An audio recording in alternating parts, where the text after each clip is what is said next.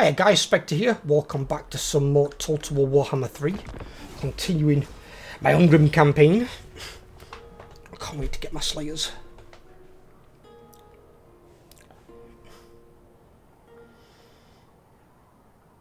The normal Slayers just, they're a bit meh. They're okay for killing like unarmoured monstrous units or unarmoured cavalry. But anything armoured will generally trade quite well against them because they're not armour piercing. They're not going to do a massive amount of damage.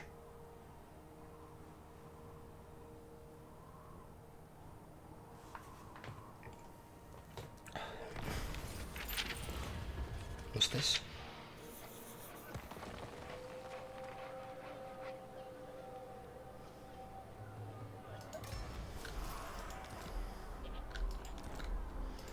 It is time.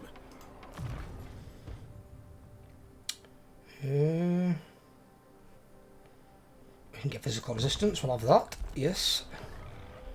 They're getting some physical.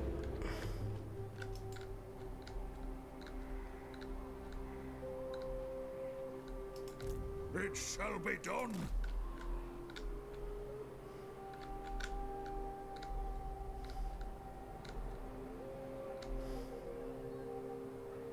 Agreed. I've cast the runes. It is night. Crypt key. Sut. Warhammer. Yeah, you get really bad historical relations for some reason with Zufbar. I don't know why. Talk at me in your crude language. I think when dwarves are dwindling, that really got, you know...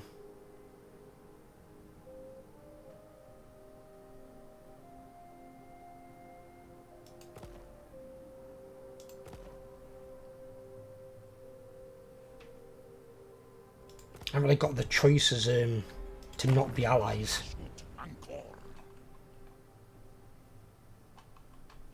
Just out of pure stupidity where you're gonna... Good day. I warn you, I cannot make large decisions. I understand. Oh, they're weak, they might both give us it. Authority. You may express reverence now. We make our... Celestial Gen. This is hardly a pleasure. He wants way too much. Yes, I will listen, but my time is short. Indeed. What?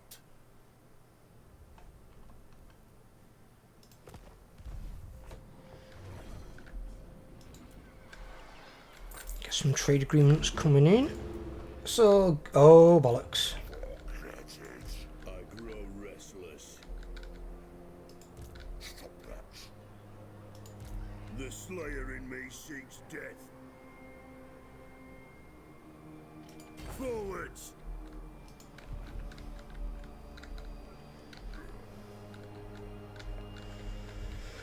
Can we stop you?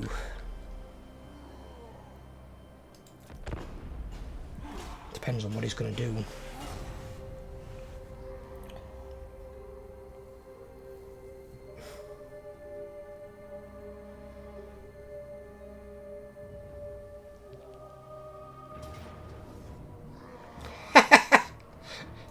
Never mind.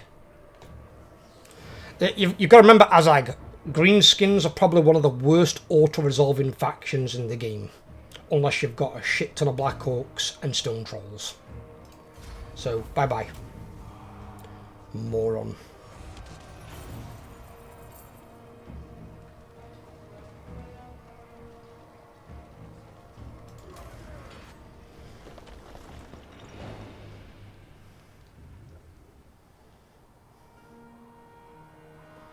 He's going to try and come and attack that in there.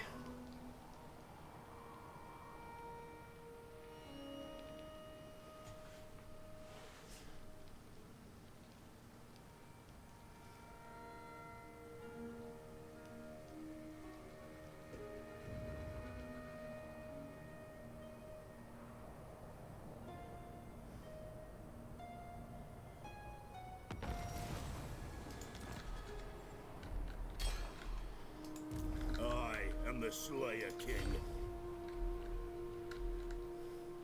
Yes, for Slayer King. I think you need to be running. You summoned me? And there's no point in hindering replenishment. Moving! Just keep him there. They'll take that if they go there. I can't really stop them, but I can always take it back. But I need to keep Carrot Cadrin. Something I cannot afford to lose. Really can't. I can lose this and reclaim it later. It's not the end of the world. And it's not like the grudges of old where you've got to go and chase down that specific army to absolve that grudge. That was so goddamn annoying. I remember when I was playing the Ungrim campaign when it was like that. And I had a Norscan army come down and I'd taken Karak Ungor. And Karak Ungor got raided. They just went into the territory, raided it for one turn, and then turned around and went back into the north. And it created a grudge that was killing my relations with dwarves. And because I had to kill that one specific lord with that one army, I had to beat them in battle, I couldn't get to them. There were like 20 chaos armies between me and them, and Norscan armies on top of that. I couldn't get to them. I was like, there's no way I'm going to be able to absolve this grudge.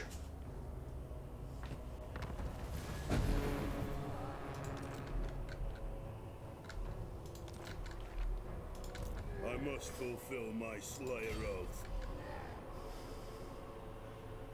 Very well, this may work.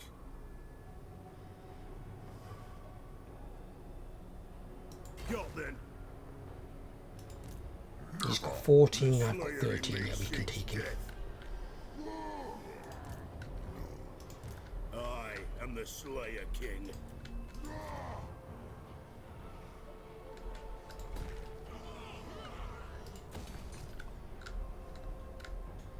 I think what I'll probably end up doing as well, not yet, but when I do recruit one, recruit a Demon Slayer at some point. Not with either of those traits though, because those traits are both absolute garbage. But I think what I will probably do is I'm gonna have a Dragon Slayer hero in every army. But where I think I'll put Garagrim with Ungrim with his dad. They can fight side by side. And I'm gonna put Gotrek and Felix in the second army. But I can unlock them. And I see Gotrek and Felix being made legendary heroes rather than Gotrek leading an army now. That I approve of. That's a good change. That's something they should have done when they first released Gotrek and Felix. Make them legendary heroes for dwarves or humans.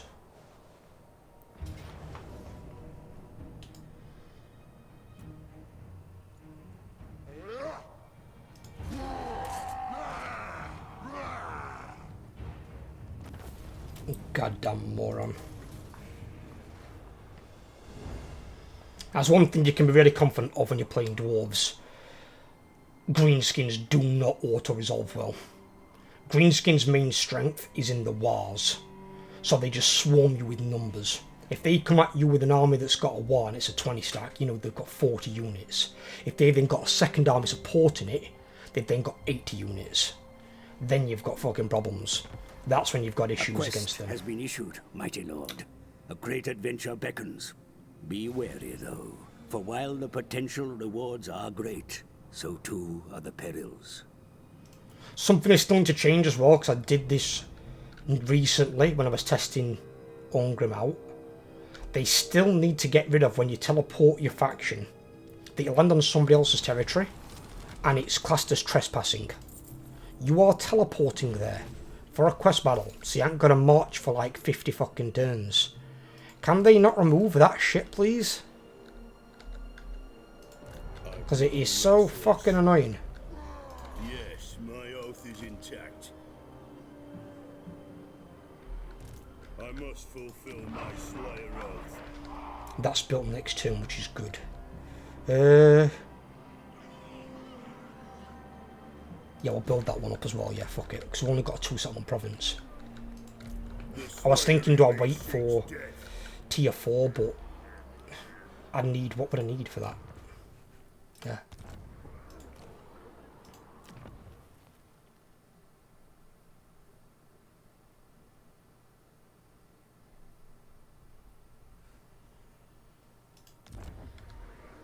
And I think I need at least 4 growth. Aye. To die in battle. Give me that one, pumps up my slayers. He can have replenishment, it's always important. I am the Slayer King. And what I'm going to be doing in this one as well, because normally, in most cases, I used to take Thanes in the army. Thanes aren't a Slayer, and they also can't be unbreakable unless you give them some sort of magical item. My Thanes, also because they've still got Assassinate as well, which makes them quite good, are going to be my scouts. I'm going to keep the Runesmith that I started with, but he's going to be a scout as well. And I'm going to basically have Thanes as scouts. The Dragon Slayers are going to be in the army.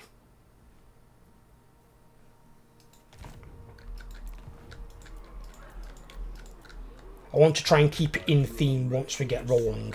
Obviously we're not rolling yet because I can't even recruit the units that I want yet. Because I've got to get this up to the tier 4 building, or the tier 4 city, then I can recruit Giant Slayers and Doomseekers. And then I can start recruiting the units that I actually want. And then I can just get rid of everything else. Well, probably in bits. If you just take out all units straight away, you probably get jumped on and attacked.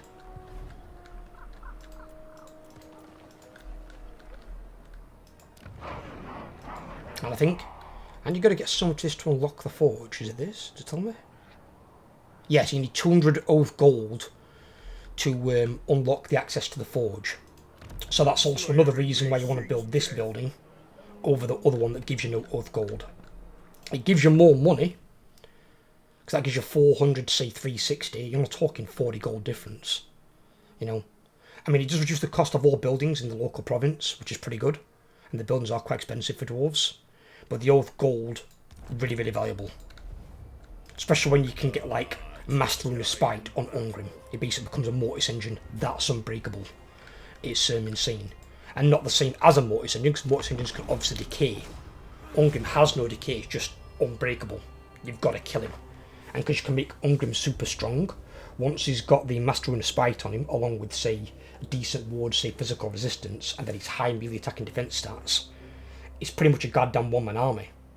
He's a killing machine. Because you can send him straight into middle of units when they're taking little damage, and then every turn, every second, he's racking up damage on their units all stuff around him. So you're not bringing him down easily.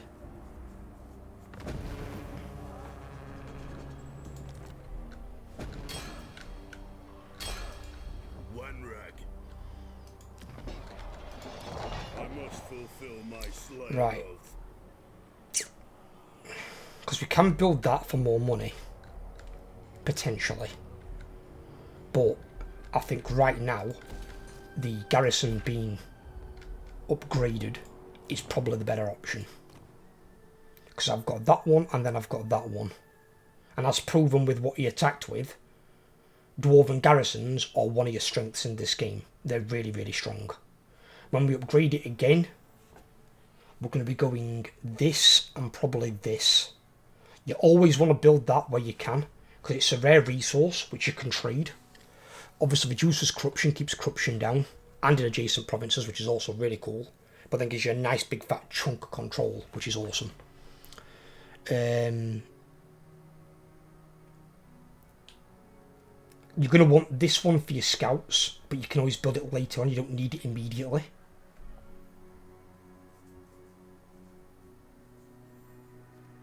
And then I'd probably say as a last one, probably that one. Purely so, you've got global recruitment capacity and local recruitment capacity increased. Is really, really good option.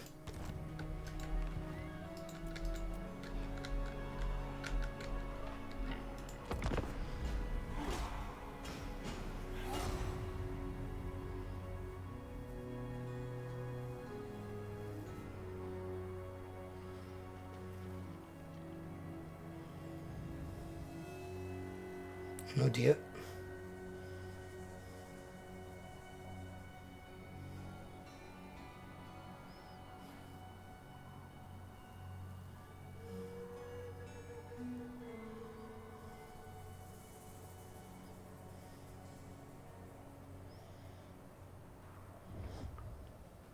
Now, as I've said, sometimes with this campaign, you can have it go really, really badly. Because you can have it where all the factions around you basically jump on you. You start at war with these greenskins here, but you can have him declare war on you, Dryja declare war on you, and Vlad all declare war on you in the first 10 turns. And then all of a sudden you've just got armies coming out your arse, and you don't know what to do with them all. If that happens, you're better off just restarting. Unless you think you can fight your way through it somehow. Chances are they're probably going to join them, aren't they? That's probably what they're waiting for. We've got, what here, 7 units, which gives us an army of 20. I agree. Aye, but the axe of Dargo demands blood.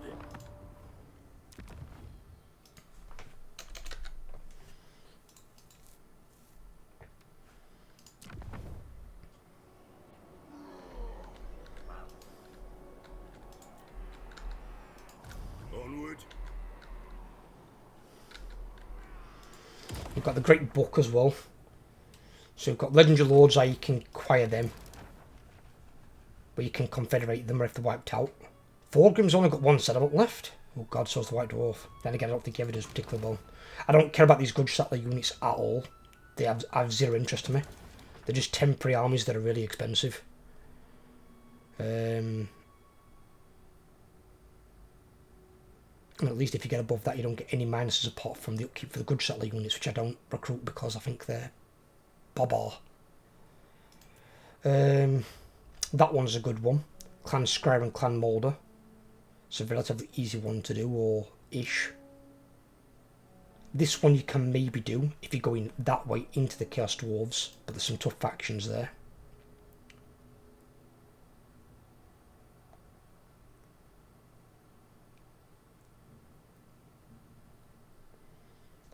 That one's only possible if the White Dwarf completes it, really. These two are both doable. Crooked Moon and Clan Moors, and you need Karakate Peaks, and then Sod Pinnacle, which is right by me. And you've got to seal the tombs, which I think is that. It's like a special building in there.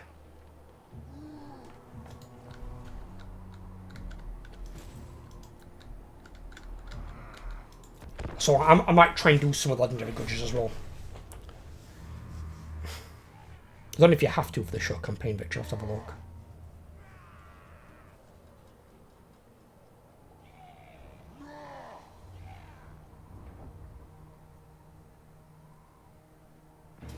Yep.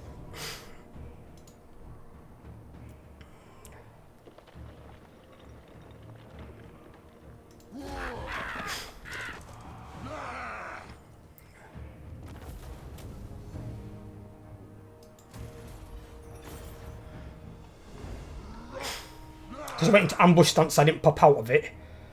He attacked thinking I wasn't there. Where if I'd have popped out the ambush stance, he'd have waited for that second army. And if that second army would have jumped on as well, well, that was a Ferric victory. So if that one would have jumped on, I'd have been then in a loss for the auto-resolve.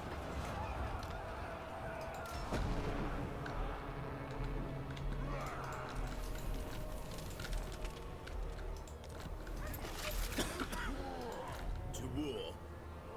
Aye, I'll move. I grow restless.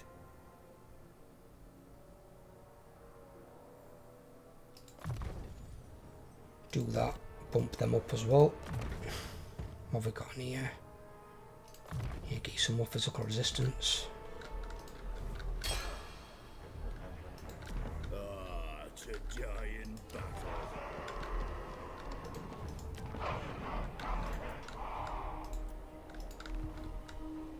So one good thing about your dwarves, you do have garrisons you can rely on, at least in the early game when you probably need it most, where your garrisons are bloody strong.